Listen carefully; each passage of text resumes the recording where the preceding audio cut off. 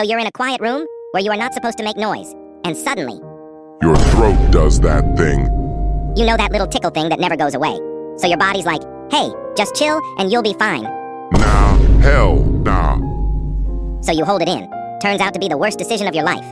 Now your lungs are fighting for freedom. Your chest is tightening. Your eyes are literally watering. You're swallowing air like you are about to Die. So you start doing that fake breathing.